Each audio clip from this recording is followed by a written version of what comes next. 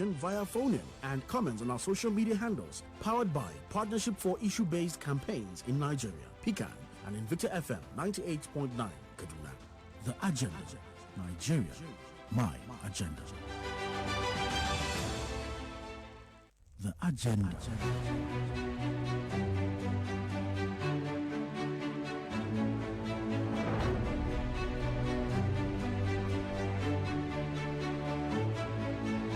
Arise, O compatriots, Nigeria's call obey. The Agenda, Nigeria, my agenda.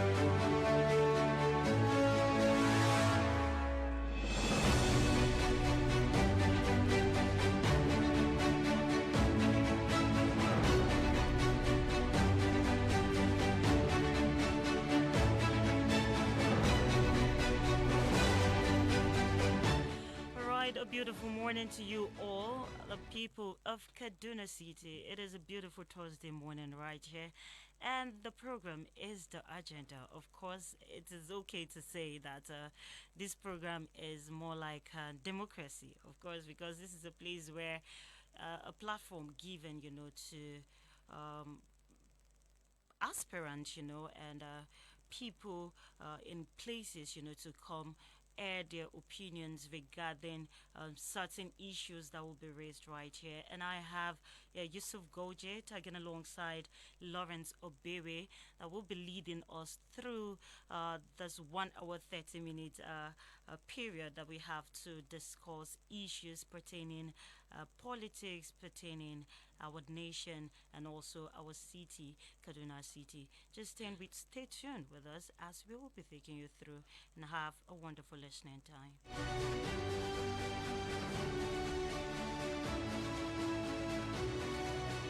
Good morning to our listeners. It's another lovely Thursday morning, and we are on the program The Agenda, where we engage political actors and candidates towards ensuring that they are ready to take the responsibility of deepening good governance and delivering high quality public services to the citizens in general. As we know, the elections is fast approaching, and political activities continue to heighten with the presidential and National Assembly campaigns already kicking off, and candidates are engaging with stakeholders and having different public meetings with different groups. And on this program, as you know, we focus on the issues beyond the slogans, beyond the mantras, beyond the singing, dancing that we know our elections is characterized by. We look at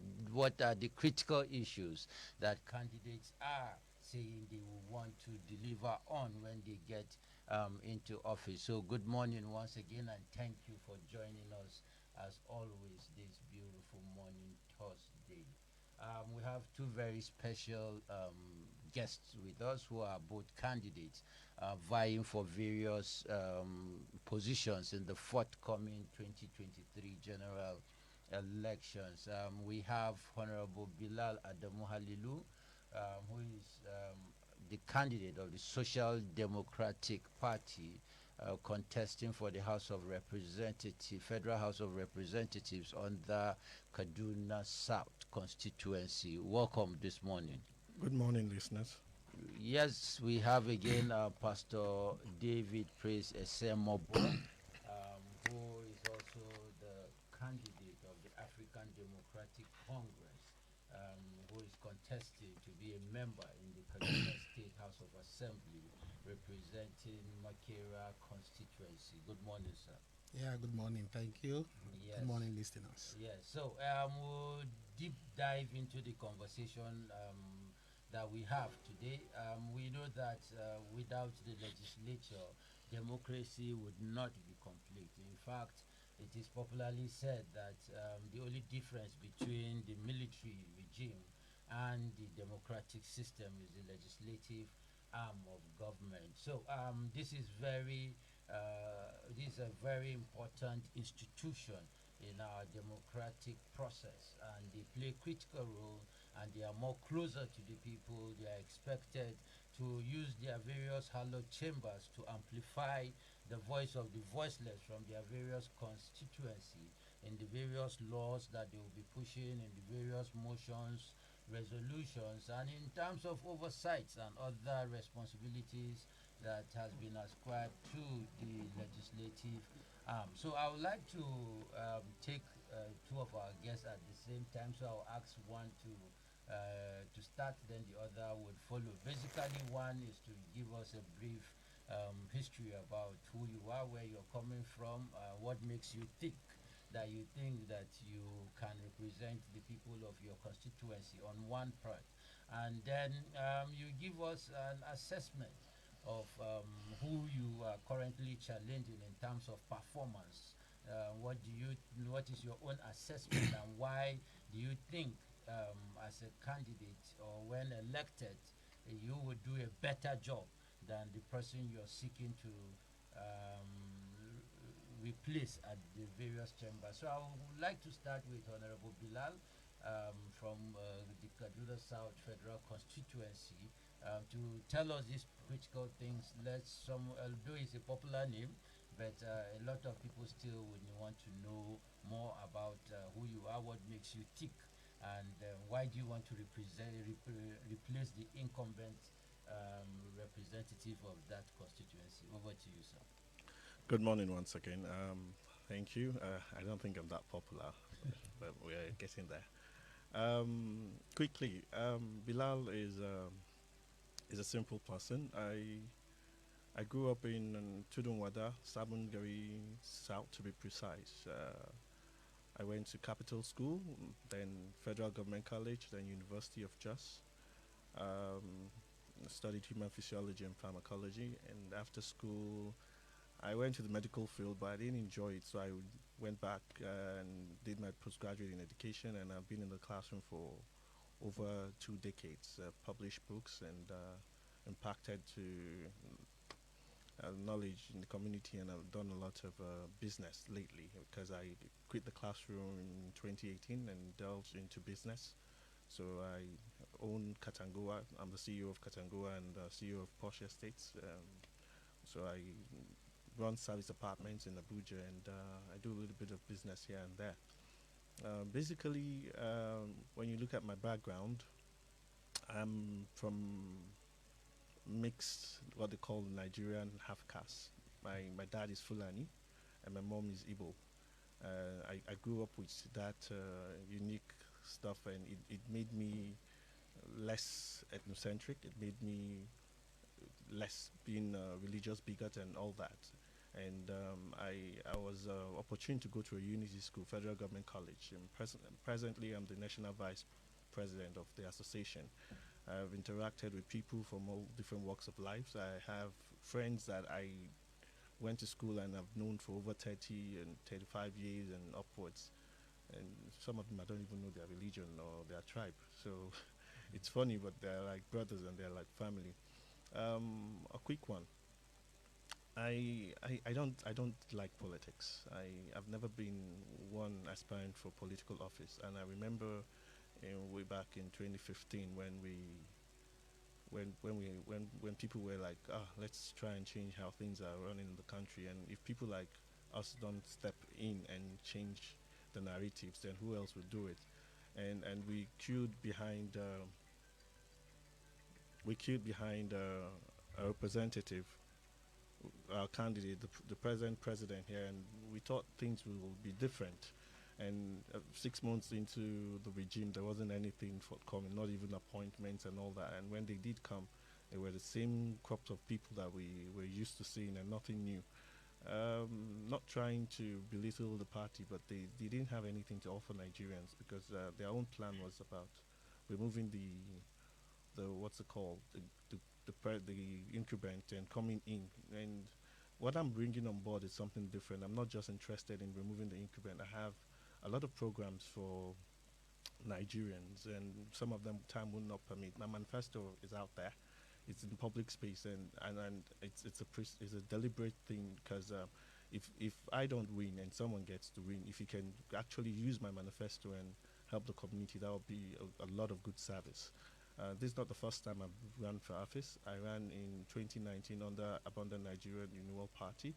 I was opportune to be the chairman of the party, the state chairman of the party, and I got the ticket as the candidate. I guess I wasn't as popular as this, and I didn't have enough resources because politics. When I started, I didn't know politics was that expensive. So it was the same manifestos, and we focused on a lot of things like insecurity, education, drug abuse, women empowerment, skill acquisition, youth sports and development, and agriculture. And these are key areas that everybody knows is affecting us. And probably as the program progresses, I will give Yeah. a breakdown on how we intend to change things. It's very easy to say we're going to do this, but people don't actually tell people how. How are you going to do this? Where are the funds going to come from? And I think I'm well prepared to tell Nigerians where the funds are going to come from and how we're going to achieve this. Thank you. All right. Thank you, Honorable Bilal, for that. It's heartwarming to hear that your manifesto is out there, and that is one thing we're encouraging all candidates to do, so that citizens can really take out time to really analyze your blueprints and be able to take informed decisions as we get to the polls. So I would like to come to Pastor David, who is contesting for the State House of Assembly under Makera constituency, to also do same. Tell us what makes him tick, and how tick is he on the ground, and secondly, why do you think you will do a better job with the current incumbent member representing the constituency? All right, thank you very much, and good morning, Nigerians. My name's Pastor David Praise Esemobo, like you have heard. I am a Nigerian. I am from Edo State by tribe and Kaduna State by birth. Wow. Yes. I was born in Kaduna 48 years ago, in Kakuri to be precise.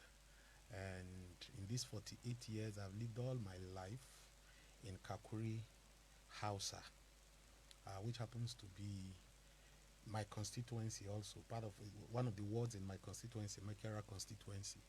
And suffice me to say, I know Makera constituency very, very well.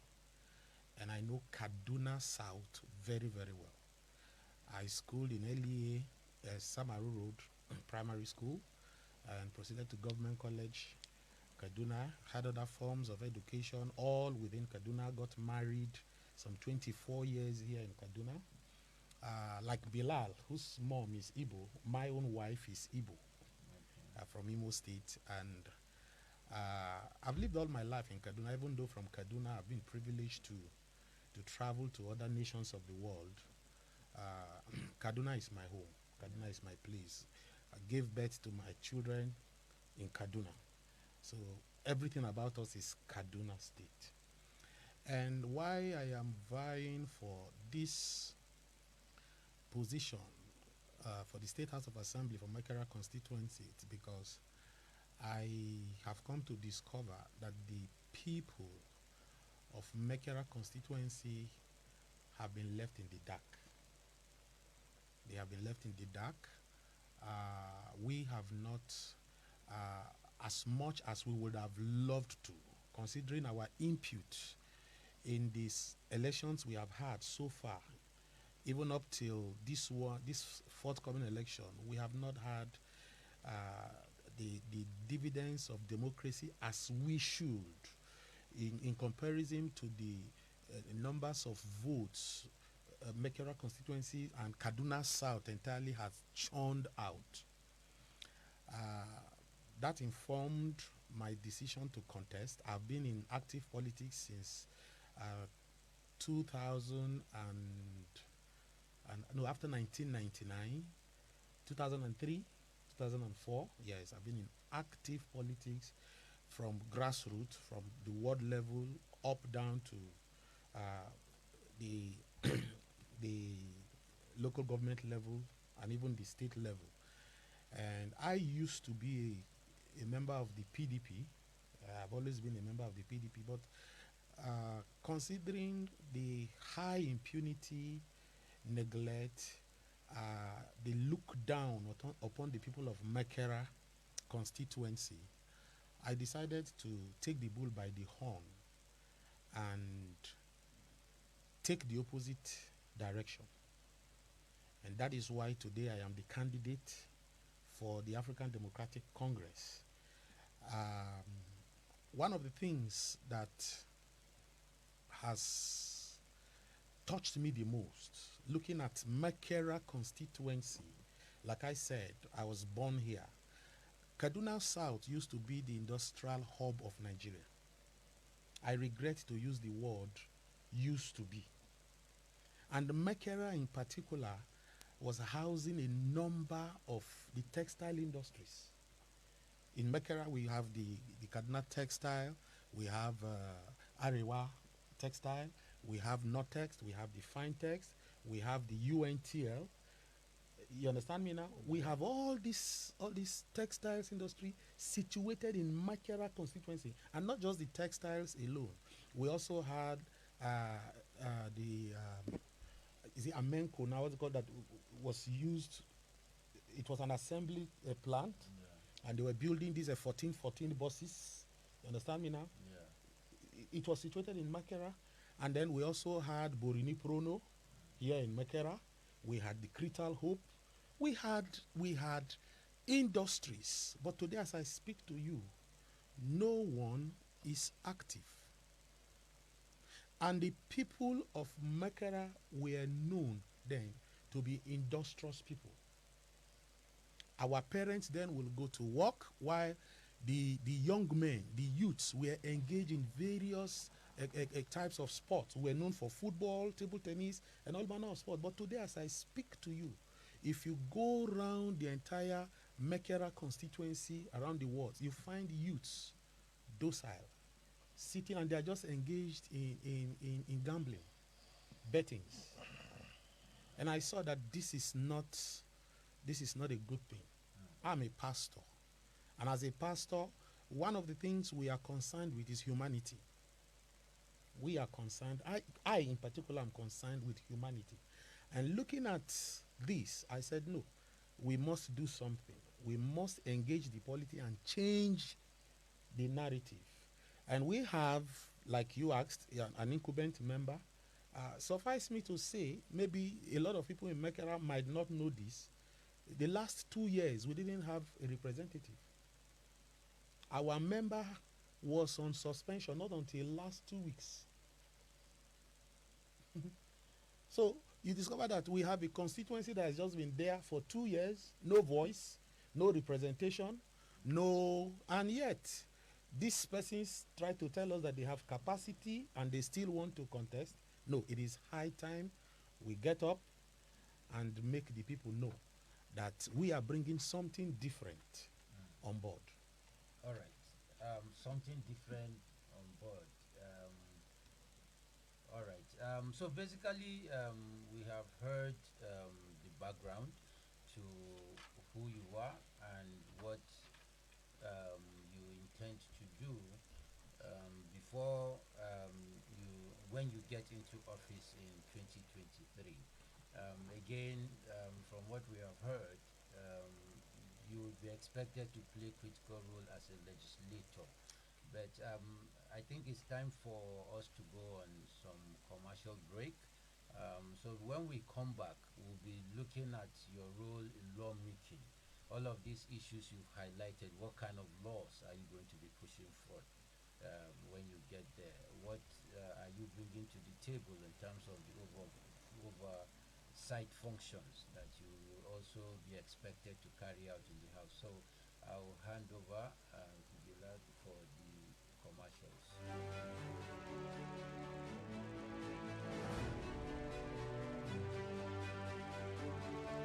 We'll be right back after this quick commercial break. New series of Price is Victor FM. Wayewar gari lokaci na musamman lokacin fara hidindimin rayuwa.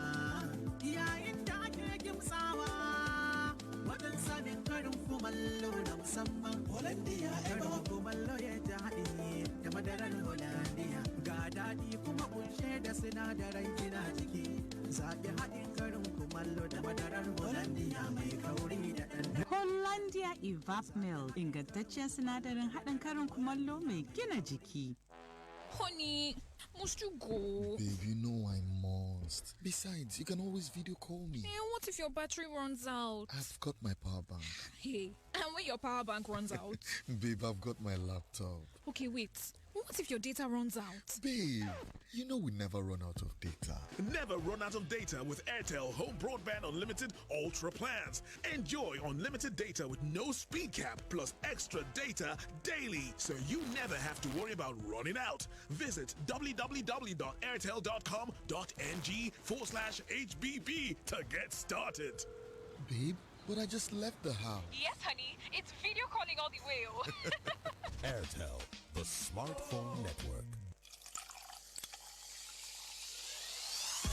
For those who want to make the right choices every day, choices that bring out the sparkle in you, and those that are inspired by you, the new Nestle Pure Life Sparkling Water is made just for you. So go ahead and get your sparkle on with the new Nestle Pure Life Sparkling Water.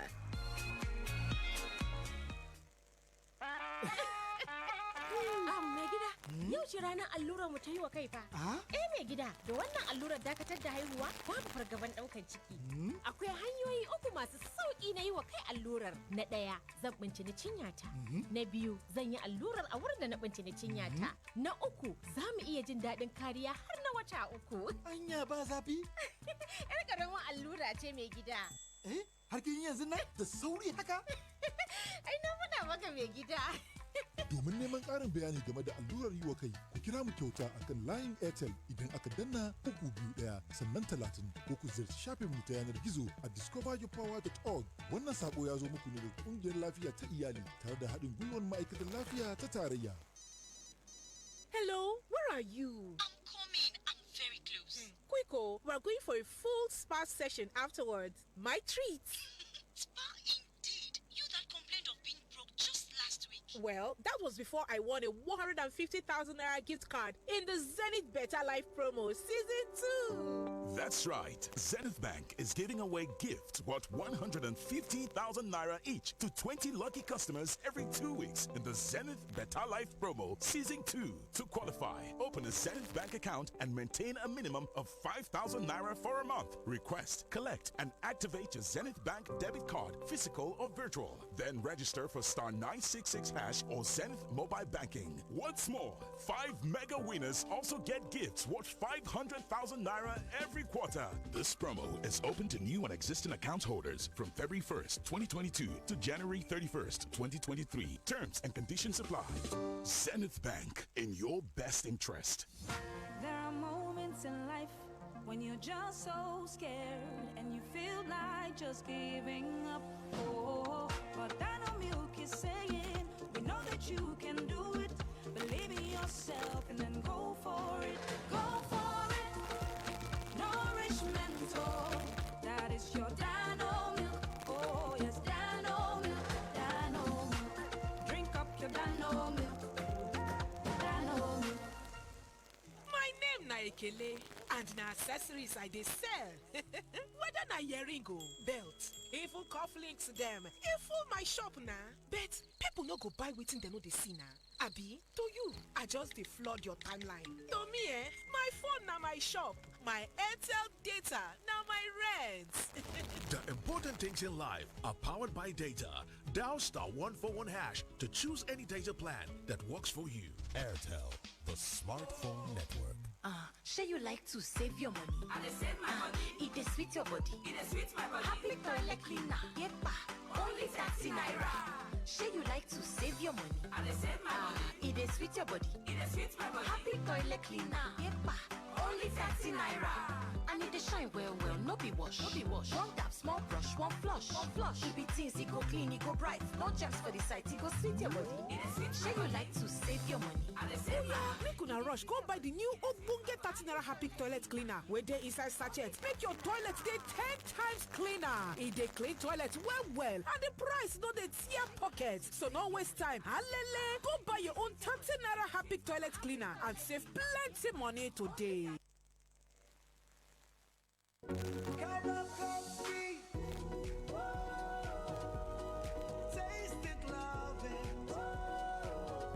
It's a beautiful day.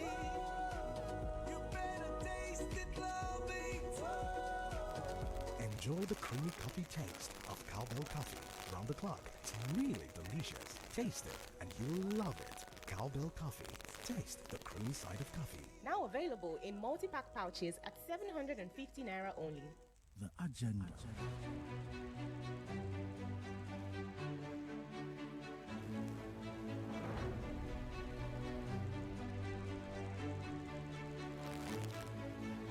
Arise, O compatriots. Nigeria's call obey. The agenda. Nigeria, my agenda.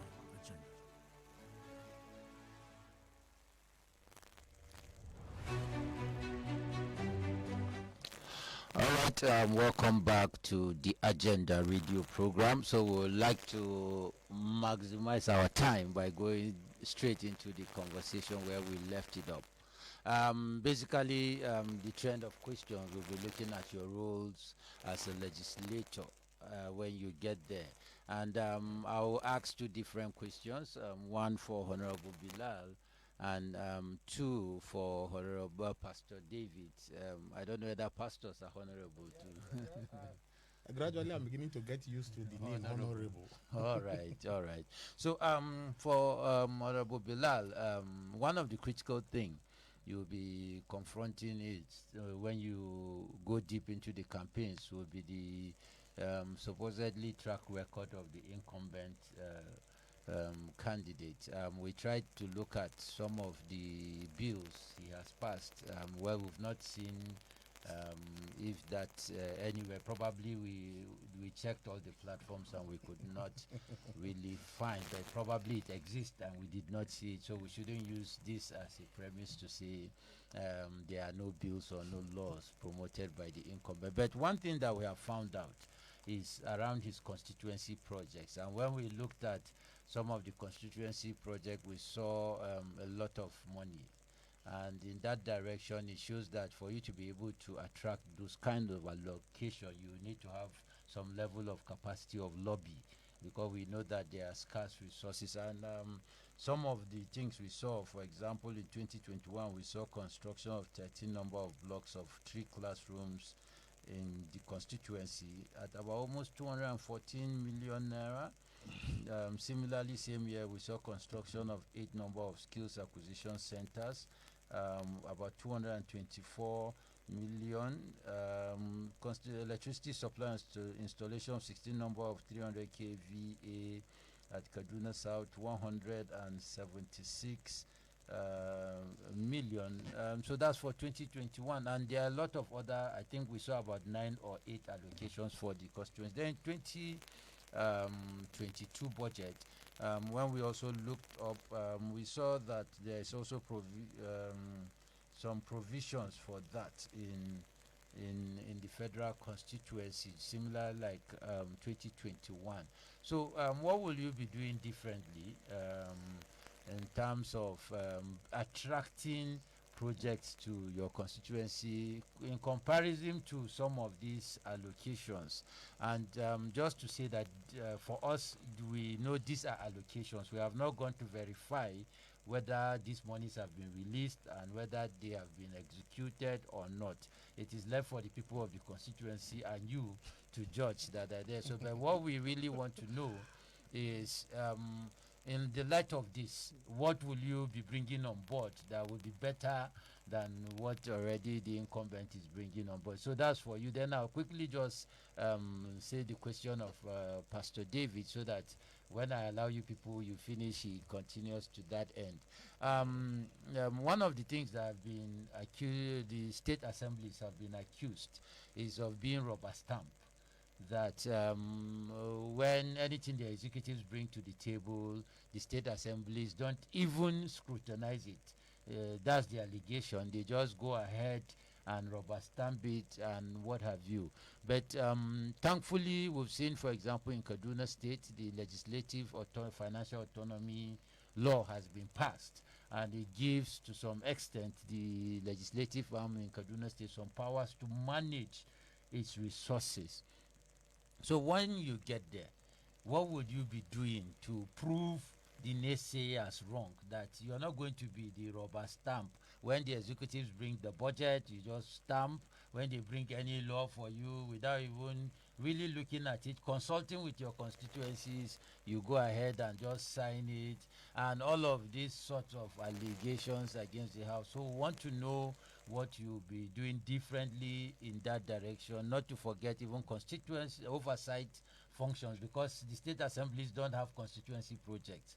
So it's your responsibility to do oversight of MDAs in the states to ensure that they are meeting their mandates, budgetary allocations given to them, they are utilizing it in a way that it has been captured in the budget and all of that. So we'll come back to you after Honorable Bilal has updated us on what you'll be doing differently in his constituency as regards pulling in projects that will benefit the community. Thank you very much. I couldn't help but laugh when you were asking some of those questions, and you just said it. There's no point hitting below the belt. My code of conduct as a person and as a Rotarian will not allow me to play dirty. You know, it's not dirty politics. But I would say this: if he has done something, it should be visible. If it's not visible, we know. And if there's a bill, we should see it. If it's not there, it's not there.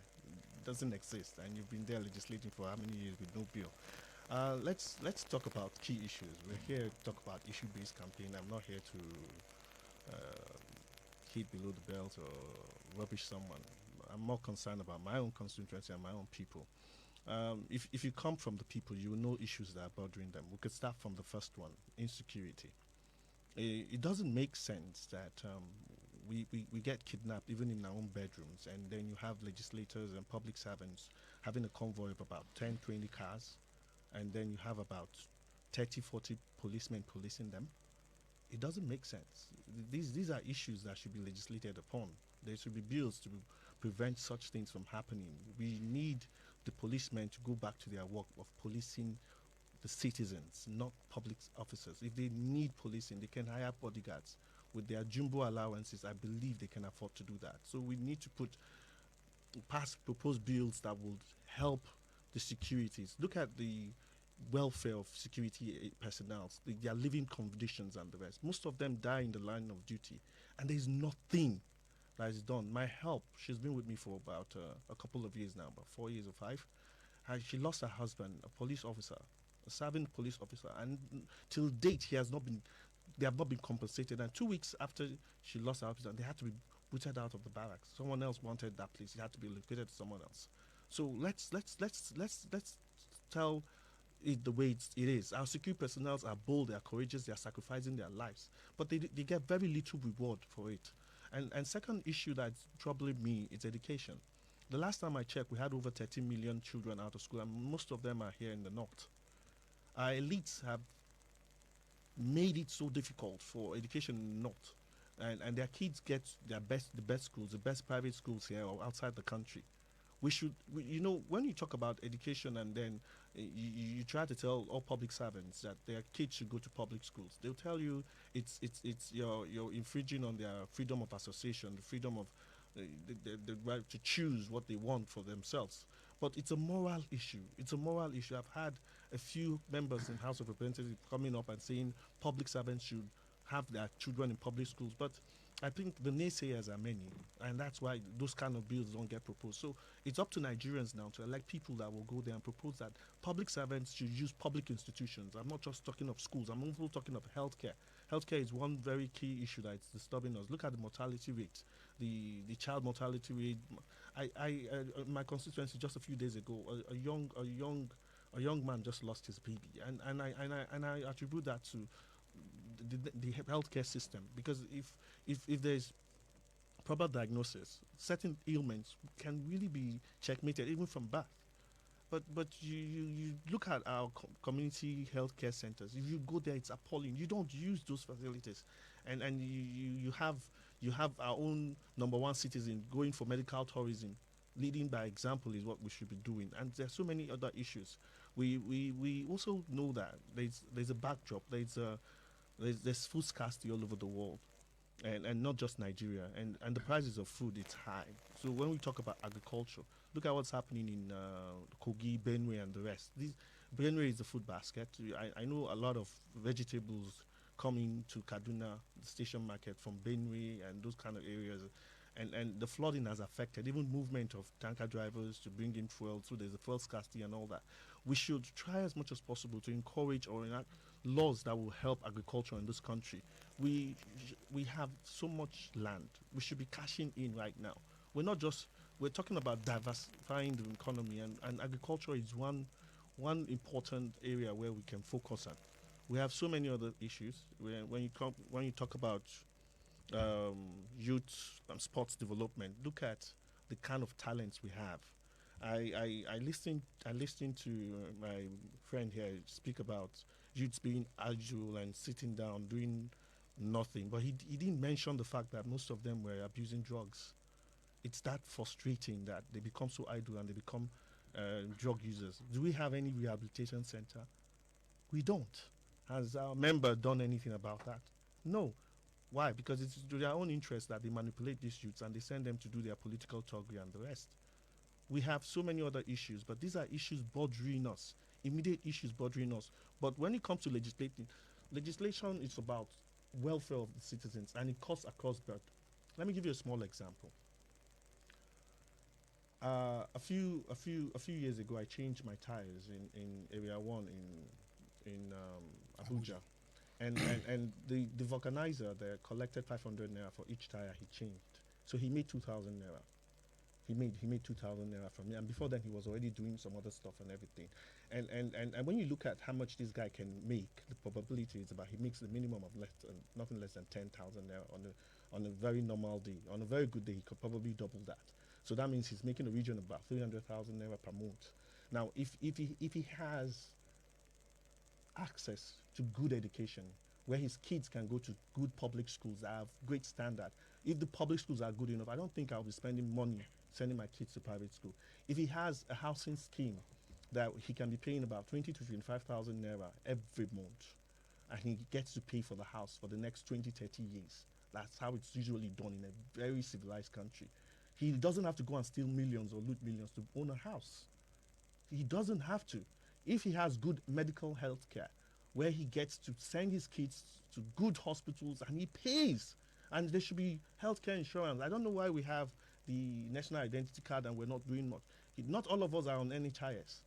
So if you have good access to healthcare, and then you have the roads, infrastructure, and you have power, trust me, Nigerians are doing very well. We don't need government jobs. We don't need the CBN, FIRS job. Yeah. That guy can afford to have vacations with his family yearly. So, Honorable, in this line of thought, because we are also focusing on your federal constituency, particularly these are very germane issues you have raised, and a lot of that responsibility would be falling on the side of the executive arm of government by virtue of rules and responsibilities.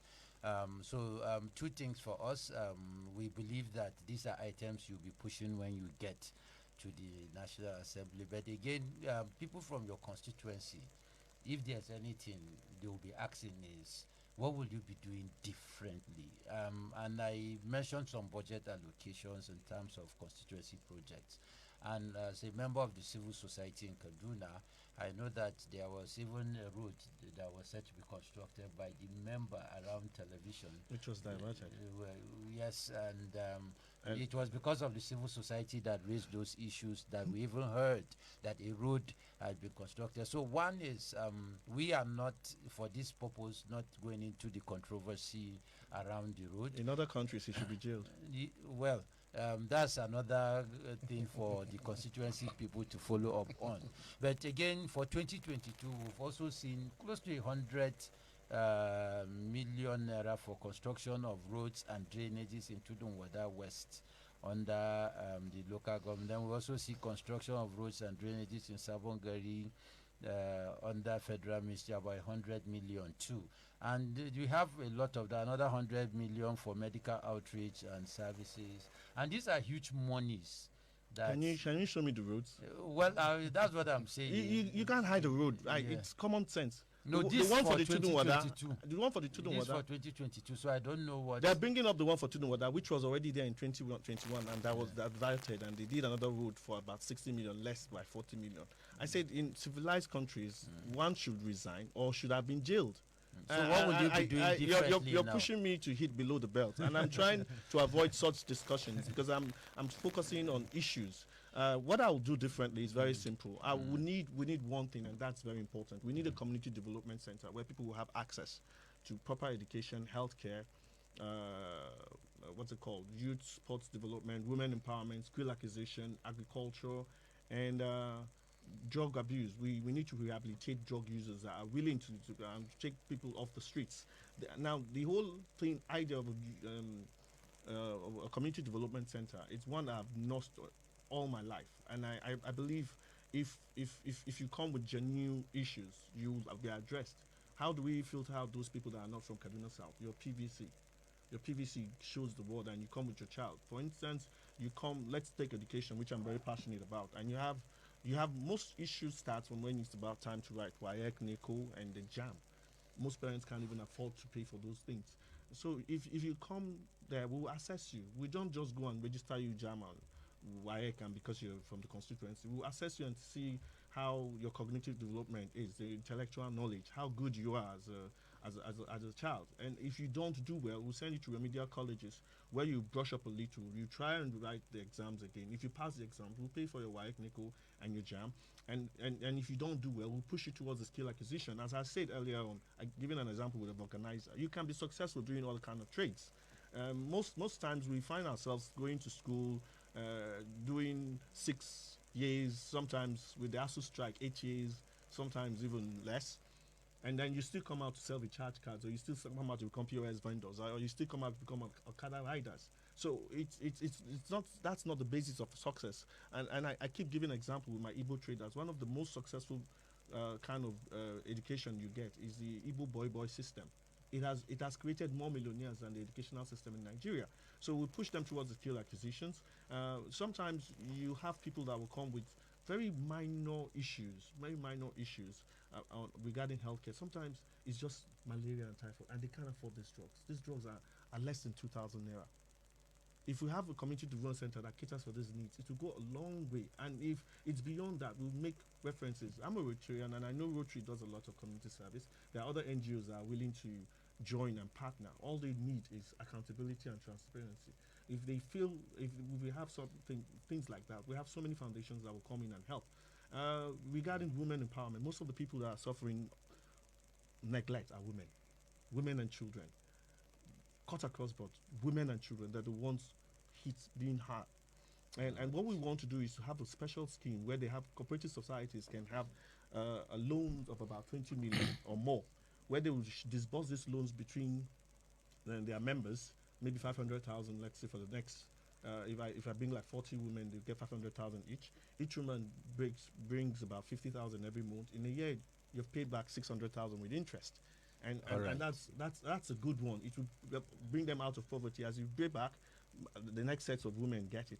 We have, I belong to AFGAS, Grassroots Foundation. It's an international organization. And when I still play football at my age, yes, I'm still young now. So we organize games. And it's not just organizing games. When you organize games, you need scouts to be there. Yes, so that they'll identify these talents and the rest. There's so many other things we're going to do in the All Community right. Development Center. But most importantly, we need to have accountability, and that's why in the Community Development Center we're going to have a town hall meeting. There'll be a hall where we interact with people and we'll get feedbacks. If people are actually living up to expectation, even the staff, those that are not will be queried or sacked. And I know time won't permit me, but I really want to say the funds are there. Community development is not going to cost us more than 60 million to erect a center, and another 60 million, that's 5 million naira every month. Times it by 12, you get 60. With 120 million, we have that, and it's going to be helping millions of citizens. All right, Honorable Bilal, you'll be adding more to that because I know we'll also be opening up the lines for your constituents to also ask a bit of the question. Now, we know you're also having another meeting that you should be in. But I will quickly want to just come to Pastor Honorable David, forgive me to combine all, to say that you're coming to the State House of Assembly with a legislative arm that has been rightly or wrongly labeled to be a rubber stamp all over the country. We are not talking of any particular state now. And at a time where we have a physical situation in terms of the finances of the state that would need a very active legislative arm to ensure that we are able to manage and ensure that Kaduna State is able to reposition itself to, for example, service its debts, which as of 2021 is about 307 billion naira, and that will definitely increase before the end of the year. And we just saw the state government make public its draft 2023 budget of about 291 billion naira for 2023, and we saw debt service in the draft budget almost 35 billion naira for in 1 year. And yes, the state government has carried out tax reforms and what have you, but we also know that the realities might not always be as projected. So it means that the next state assembly will really need to be on its toes to ensure that they put the executive arms on a rat race to ensure that we are able to raise enough revenue to be able to service our debt, pay our liabilities, pay our salaries, recurrent and other benefits, pensions and gratuity, and at the same time, which is much more important, carry out public services, capital projects that would meet the needs of our ever-growing population. By projection, as of 2020, we're already about 9.4 million people. So what are you going to be bringing on board now as a legislator to ensure that we get it right by then? Probably after your question, we'll go back to Gilead for the news. Then we'll come back. My colleague Lawrence will take over from there. So we'll hear from you. All right, thank you very much. This is a beautiful question you have asked. What am I going to be bringing on board and what will be different? First of all, I'd like us to know that Nigerians, especially our generation, we are already used to this brandishing of figures in high levels, whereas no results to show for it. And secondly, like you said, the Kaduna State House of Assembly, in my own opinion, I will agree, has been a rubber stamp. So you can repeat that. That is your opinion. Yes, Okay. as I said, in my own opinion, because so we are disassociating ourselves from that opinion. yes, Okay. in my own opinion, they have been a rubber stamp, because if they have been engaging and engaged the executive, you will agree with me that we would have been able to nip a lot of things on board. But in the past 2-3 years, I can't remember to the best of my knowledge where the legislative arm of government in the state, the legislators have engaged directly the executive, probing anything, or even in their oversight functions, to come up and say, this is supposed to be done, it's not done, or this is to be done. and must be done. I can't remember to the best of my knowledge. And what we will be bringing on board that is not been there, I repeat, it's not been there, is honesty and sincerity. Honesty and sincerity is not been there in our politics. The ruling All Progressive Congress has a style. If you look at from the national all through to almost all the state executives, all the state government, the legislatures have been domicile. They are just there. They have just been there. Whatever is brought to their table, they just approve and they just keep floating. So we will bring honesty. And hear me, when you meet a honest man, a sincere man, he will argue some things. So, and for arguments to come, it means you are engaging. So I'm going to bring engagement. We are going to bring lobbying, because you cannot really affect humanity, affect the people if you don't lobby for certain things. We understand how these systems work. So we are going to be very engaging. We're going to lobby for what we believe should impact directly on the people. These are the bills we will sponsor. These are laws we will intend to make for the state, so that the people will be impacted directly. Now, I make a case again for my constituency, the Mekera constituency. This administration, His Excellency, the Executive Governor, let me give him some hand claps. He's done well in some areas. I won't take that away from him. And if you ask me to score him, I will score him 52% over 100. He's done well, especially in my Mekera constituency, looking at the Banawa axis. But other areas have been forgotten. And let me tell you one thing. When I listen to Honorable Bilal talk, if you allow the woman to be impoverished, the society suffers. And the place you will find the women is the marketplace. Today, tell me, where are the markets? There are no markets virtually especially in my constituency. There are no markets. All demolished in the name of we want to rebuild these markets. And it's been there over 2 years now. No market is being built. And these people are just hanging by the roadside. They are suffering. So one of the things I'm going to be doing is I will lobby for direct reforms that will impact on these people. Nigerians don't have problem. Provide good leadership, tell them what to do, and they will follow. But if you allow them, if leadership is not provided, you allow them, they will take the initiative for themselves. And that is what we have been dealing with. Honorable Bilal talked about insecurity.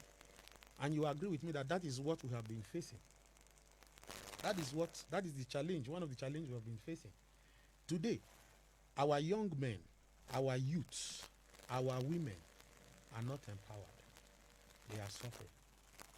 We have lawmakers. And they are just answering yes sir, yes sir, yes sir. Show me a family where everybody answers yes sir and everything works. It doesn't work that way.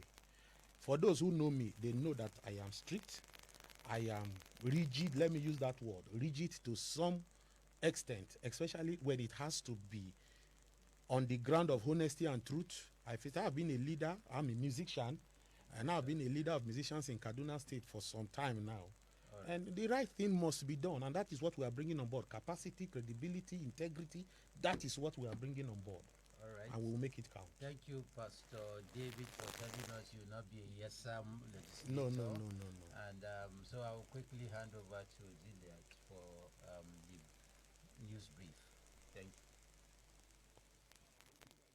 After this quick commercial break. Are you serious? For real, are you serious? Victor FM.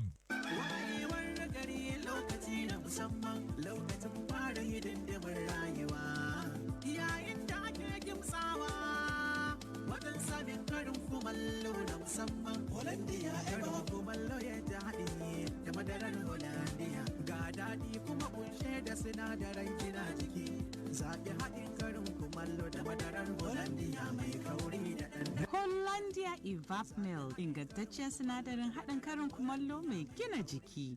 My name na Ekele, and na accessories I dey sell. Whether na earring o, belt, even cufflinks dem, e full my shop na. But people no go buy wetin dem no dey see na. Abi, to you, I just dey flood your timeline. To me my phone na my shop, my Airtel data na my rent. The important things in life are powered by data. Dial *141# to choose any data plan that works for you. Airtel, the smartphone network.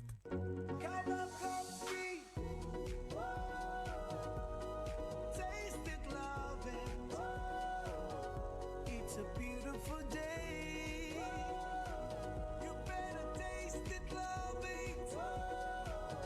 Enjoy the creamy coffee taste of Cowbell Coffee. Round the clock, it's really delicious. Taste it and you will love it. Cowbell Coffee. Taste the creamy side of coffee. Now available in multi-pack pouches at 750 naira only.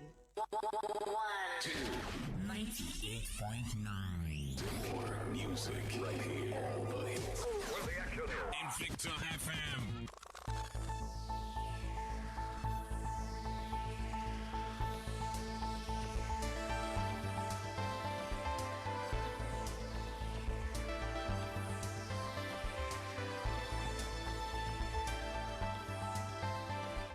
This is Invicta 98.9 FM Kaduna, Nigeria. I am Gilead Festus, the one with a news brief.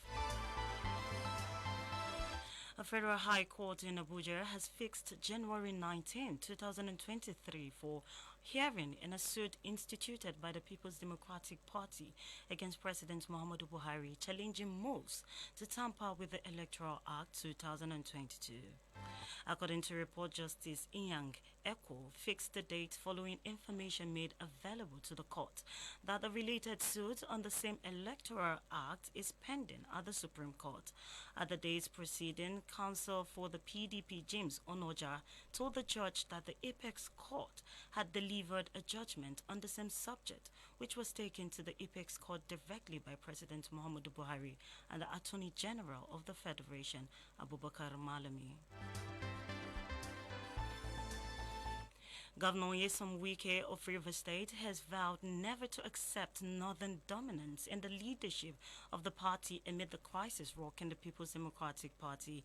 According to reports, Wike rejected the current formation of the parties where the national chairman Iyocha Ayu, presidential candidate Atiku Abubakar, and Director General of the presidential campaign Aminu Tamboa are all from the northern part of the country.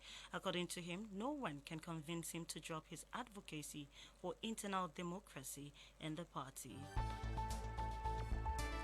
And from the foreign scene, the United Nations General Assembly has voted overwhelmingly to condemn Russia's attempt to annex 4 regions of Ukraine. According to reports, the resolution was supported by 143 countries, while 35 states, including China and India, abstained. As well as Russia, 4 countries rejected the vote, namely Belarus, North Korea, Syria, and Nicaragua. Although symbolic, it was the highest number of votes against Russia since the invasion.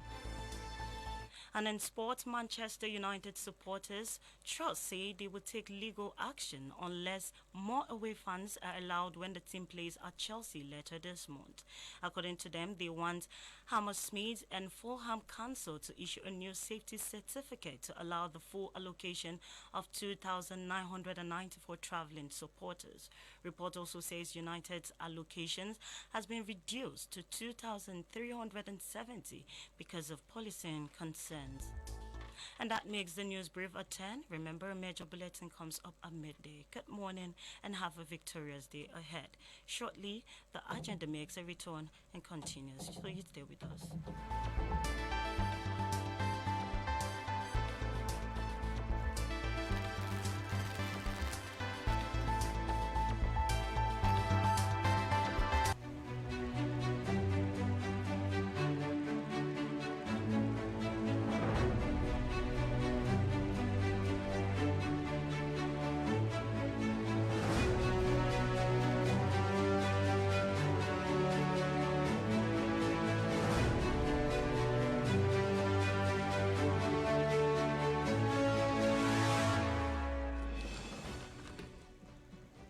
Glad you're still there. as we are winding up the program, I want to take the last question before we go back to the listeners to get their feedback. Now, my concern is now connecting you to the communities.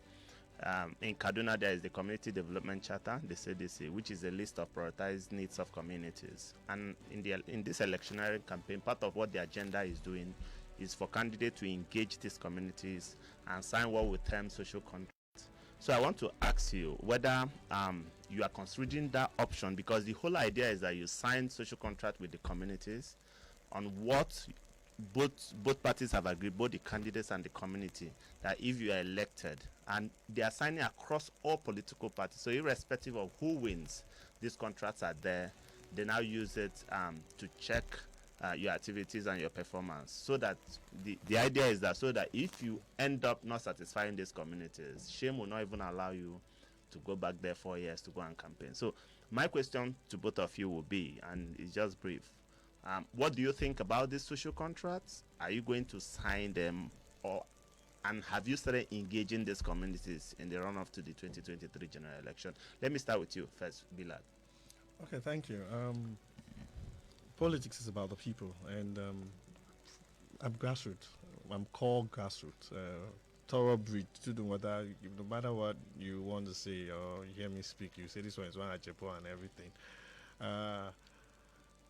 I will definitely sign any realistic agreement because you're there to serve. It's not difficult, and there's a saying that he who wears the shoe knows where it hurts most. So if the people come up with that and they say this is what is required of me, and it's a realistic one, I don't think it would take me more than a second to sign. So it's not an issue. Okay, thank you. What about you, Pastor? Yes, like I said earlier, Nigerians don't have problem. Provide leadership and they will follow. But then there is something we must understand. Before I will sign any social contract, there will be need for me to engage with the people, make them understand my role as a legislator.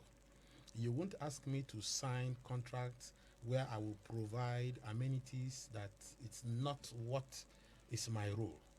So there will be engagement town hall meetings where I engage them, make them understand what my roles are. And then secondly, personally, as a legislature who is in government, there are certain things that are expected of you, either from your individual capacity. Then I make them understand I can do this, I can do that, I will not do this, I will not do that. And with that understanding, we'll have a beautiful flow. Thank you very much. Honorable Bilal, just before I go to the audience, in August, you were quoted as saying that Nigerians should not make mistake of electing recycled politicians. And you also called on them to resist the attempt of vote buying. Now, we have been trying. If you look at the statistics, where did you get that code? I forgot from the newspaper. One of the newspapers quoted you as saying that. Okay, so that's good. And it was on the virtual agenda. Yes. Yeah. So one of the issues. Accountability. The Agenda is a weekly program of active citizens by active citizens. The Agenda. The Agenda is a public enlightenment program designed to give power back to the people through promoting political participation.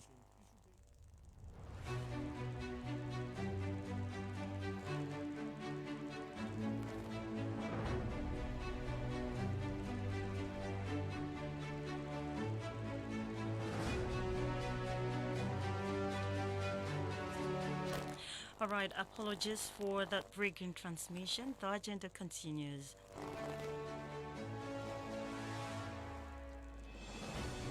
Okay, as I was saying before the break, you were quoted in August. I think it was on the Agenda online platform, and when we hosted you, you were urging Nigerians to avoid the temptation of voting back recycled politicians, and also talking about to resist the attempt of vote buying. And it's become a menace in Nigeria. We've seen in Anambra, we saw it in Oshun, we saw it in Ekiti. We had news that people were apprehended, but until this moment, nothing has been done. Now, INEC has often complained of being overburdened that they will not have time. And you know, it's security agencies that are supposed to do, but INEC providing the evidence. Now, I think that going to the National Assembly or State House of Assembly, there might be need to strengthen laws to curb these issues of vote buying. Are you thinking of something in that regard? Firstly, I would like to say this. There is always, when it comes to our leaders, there are a lot of rhetorics and very, very, very little implementation.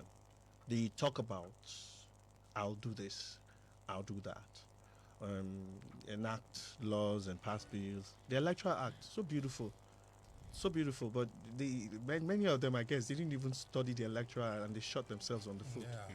Because if they had, somebody would not be vying for presidential position and another position, and when the Electoral Act says you can't vie for two positions, same electoral cycle. So I think what they've been doing is they've been so engrossed and carried away with other things that they don't really stay and study what the problem is.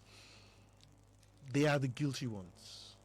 They talk about vote buying, and they're the ones doing the same thing. They're the ones doling out money and all that. But then this is my plea, and it's not to them, but every Nigerian. It's time you search your conscience.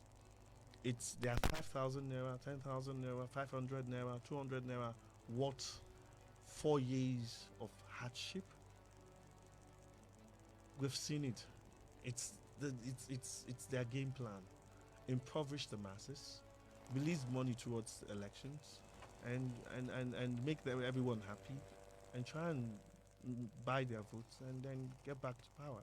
That's their manifesto, as far as I'm concerned. Okay, Pastor, I just want to ask you, building on what you said about markets, that you don't have markets for women in Kaduna. Do you have plans of what to do if you are voted into the Kaduna State House of Assembly to be able to make sure that, as you said, services come directly to the people who need it? Yes, my manifesto is here with me. Okay. The written down, and one of it is the Youth and Women Empowerment Program that I have. You understand? Because, like I said, until the woman is empowered, poverty will not completely be eradicated. You know, we always talk about poverty eradication and think it's just about having money in your pockets. Poverty is not having money in your pocket, it's a mental thing. Poverty is a mind thing. And once the woman is empowered, when a woman is empowered, the family will be stable. And when the family is stable, the society will move well. So part of my program, my personal program, is to ensure that the Women Empower Habitat, my empowerment program, project for youths and women empowerment to enhance productivity. I mentioned our youth, especially in my constituency, sitting idle, doing nothing. And every day in the morning, you find them at the Niger Bet, this thing. And we cannot continue like that. It means the future of this nation is in danger. So part of my program will also be to engage the youths in productivity, skill acquisition. We talk about sports. I'm also bringing in sports. Makera is known for sports. So these are programs I have that I'll bring on board. Okay, thank you very much. Dear listeners, this is the time for you. The studio lines to call 081 40,000 989. I take that again 081 40,000 989. The second line is 0708 7800 989. I take that again 0708 7800 989. You can also engage with the agenda. Our website www.theagenda.ng. Our Facebook page is The Agenda on Facebook, Instagram, and Twitter. The Agenda Niger 9, number 9, then NJA. So we are listening to find out what you think about our guest this morning. In the house, we have Honorable Bilal Adamu Halilu, House of Representative candidate for Kaduna South Federal Constituency under the Social Democratic Party, SDP. We also have in the house Pastor David Praise Esemobo, for member Kaduna State House of Assembly, Makera constituency under the African Democratic Congress, ADC. Let's take your calls now. Hello, good morning. Welcome to the agenda. Good morning. I'm Job International. So, you say your name is what? Job International. Job International. So, what's your Thank question? you very, very much. Your guests, I greet them in Jesus' name. They talk very eloquently, and I appreciate what they said. And I pray that God will help them. My own take on characteristics, the place that concerns me most. He rightly said about our present member who has been out of the house for over more than 3 years. Now the remaining 7 months, they restored him last week. Sincerely speaking, we were not having any representative. But the truth of the matter is that he went there not on his mandate. It was mandate of Honorable Solomon Katuka that won that seat, but they brought military from one district and they chased us away and they announced the present one. That's why he suffered in the house.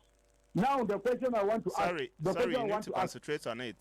INEC declares results. Here is not where to make such claims. Okay, so go ahead and ask your questions. Thank you. So I want to ask the contestant now. In how can you get Makera constituency that all over we don't see even one office of what is Social Democratic African Democratic something, and we didn't see the office in the Kaduna State and even in Makera constituency. Finally, I want to say that the leaving of your PDP, you are my friend. It's not that you left PDP because PDP was having injustice. No, when the going gets tough, get men tough going, tough men get going. It was not that injustice that made you left. Thank you and God bless. So we're still taking the calls.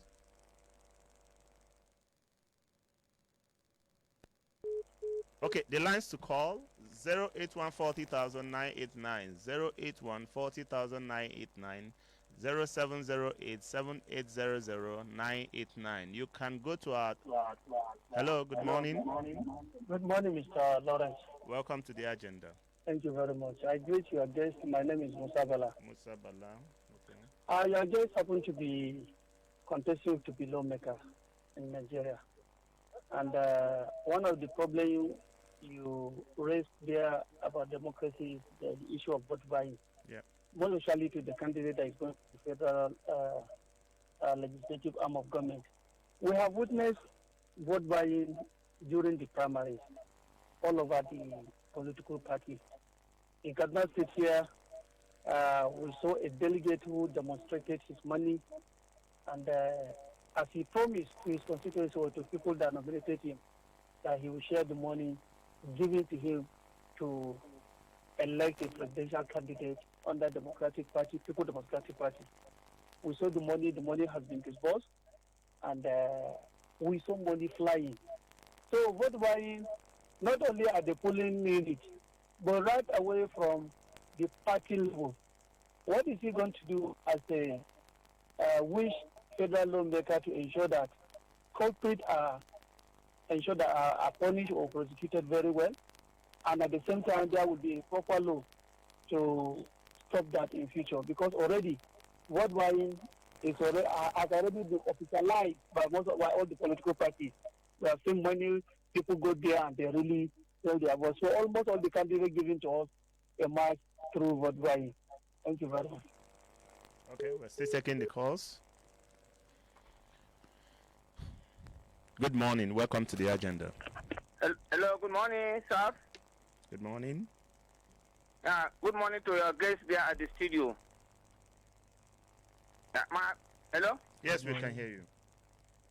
My name is Comrade Gabriel, the Texas man. My question goes directly to the pastor because he mentioned something of this close Texas industry. He was mentioning Kaduna Texas Limited, Ariwa, Nortex, Fante, Unitex, Supertex, and UNTL. Perfectly is really correct. And for KTL, for example, since 2002, when this factory closed, nothing has been done when we are still waiting. Also, the government of PDP at that time asked the bank of industry to provide 100 billion intervention fund. Even that fund is not yet to be recovered. My question now is, what can you do if by the grace of God you go to the State House of Assembly to see that most of the industry are revived so that our youth here will massively be employed. Thank you. God bless you. And God bless also the member House of Rep. May the Almighty God see you people through in Jesus' name. We are still taking the calls. The numbers to call 081 Good morning. Hello, good morning. Good morning. Hello, good morning. Good morning. Your name and where you're calling from? My name is Otumba Rufai Abdel Fattah. I'm calling from Kano Road, Babakuta Street. Okay. I greet your guests there with their good outing. But my question is, both of them, they are talking of, in terms of maybe, my question is one, how are they going, I don't know, maybe they subscribe to my own thinking, is that this cost of governance, do they believe that it's expensive? Is it not too cost? Because by the time if we have less, this thing, maybe we will have those that have the intention to fight this nation. I don't know if both of them are in that line. That's one. Two, they are taking of sports so that they engage the youth. Can both of them tell me in their constituency, is there any recreation center in their area? If there is, can they improve on that so that they will put one or two equipment or fields or something like that so that they will engage the youth in terms of sport activities? Not only going to one school, only football. No, we have so many sports. Maybe you have indoor sports that they can build. Then how many town halls? Do they have town halls in their constituency? Because you are talking about engaging your community. Where and how? Are you going to house? If you have this community hall, that is where you can able to engage the community. Please, they should respond. Thank you very much. Otumba, due to time, that will be the last call. But before we go to the social media handles, or Juliet, just take us through it so that they respond to it. All right, quickly, I'll just take a few. Solomon Barrow says, good morning to you guests. The candidate of ADC, can he tell us whether his substitute has been approved in INEC portal? Can your guest tell us political structure or the political structure of ADC in the 5 words, okay, and of Mikira. And then let's see, moving on. Okay, this message is coming from Joel Matthew. He says, your guests have both spoken well, but I hope what they both said is not a mere fake manifesto that others in the past did. Our politicians always promise things and easily forget after being elected into the system. The masses will suffer and vote them in for the interest of being governed well. But what we always get is negligence. All right, and then okay, all right, let me just hang it on there. Thank you. Just response, let me go through it. For you, they asked that you don't have offices in your constituency. How are you going to win? For Hilal, Musa Bala is asking what you do about vote buying. I think you've already answered that. Comrade Gabriel is asking Pastor Praise what you are going to do to revive the industries. Otumba Rufai asked about recreational centers in your constituencies. Are there some there? If there, are you going to improve them? He talked about town hall meeting. Just in one minute. Let's start with you, Pastor Praise. All right, thank you very much. The first caller who said it was not because of impunity and this that I left the PDP, well, that's his opinion. But if he's sincere enough, he will know that the PDP in Kakuri, especially Mekera, a constituency, has been operating with high sense of impunity, with disregard to the people. I'll leave it at that. For those who are asking if we have offices, the ADC have offices in the 5 wards and whatever, well, I'd like to make you understand this. You will see our offices any moment from now, if you have not seen. And then elections are not just on the ground of offices. It's based on capacity, credibility, the candidate, the person. I am a household name in Mekera. You cannot deny not to know. I've been on ground. I'm always on ground and will continue to be on ground. I will be very engaging. And if he wants to see physical offices, give us few days from now, you will see our offices. And for the one who also said, does ADC have office in Kaduna? Yes, we have our temporary secretariat at Jos Road. You can go there and see that. Our governorship candidate, the new office is just been opened. Don't worry, if it's physical office you want to see, you will see. But we are engaging the people. It's about engaging the people. What other question again? What are you doing to revive the industries? Yes. I promise I'm going to be very engaging. I'm going to lobby. It's not a thing that I will do alone, but because we want Nigeria to get working again, we must bring back the industries. We must bring back the industries. And for us to achieve that, as a lawmaker, I will sponsor bills that will engage the executive in looking at bringing out frameworks on how we can get some of our industries to work again. Kaduna South, to be precise, is suffering a lot because all the industries were there. Coca-Cola is there, 7-Up is there. Today, Coca-Cola is now an assemblage, no longer producing. Peugeot, we popularly call it Peugeot, is there today. These artisans who do spray, take cars there now to go and spray. That is not what it's meant for. We must get these industries back on track. And I am going to engage government and engage even our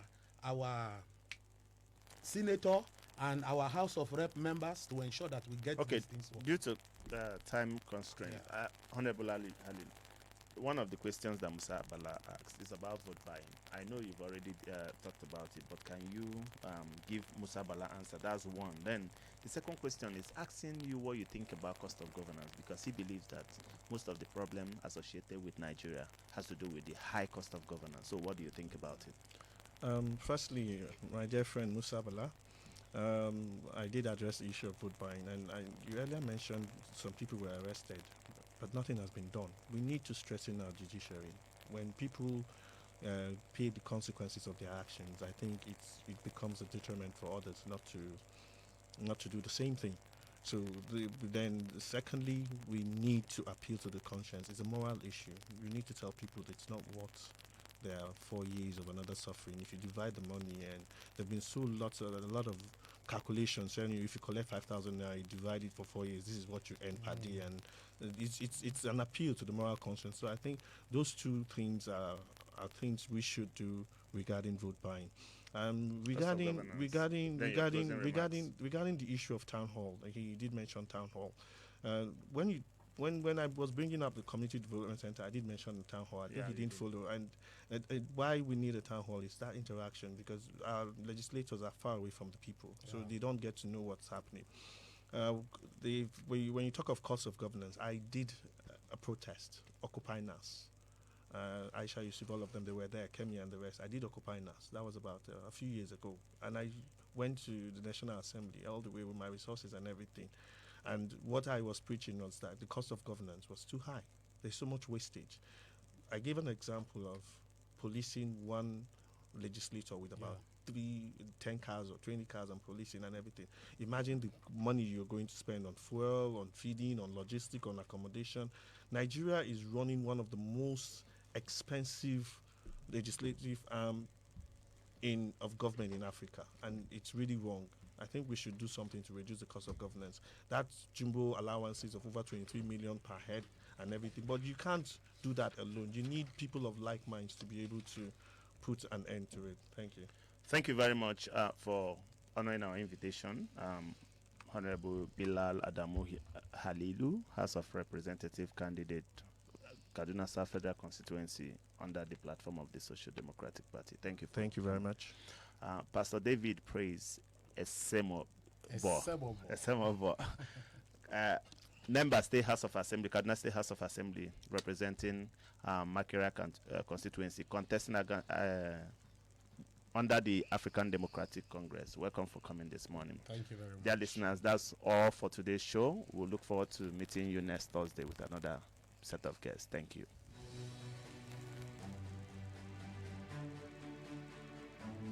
Every day, baby. This is the station playing today's best mix.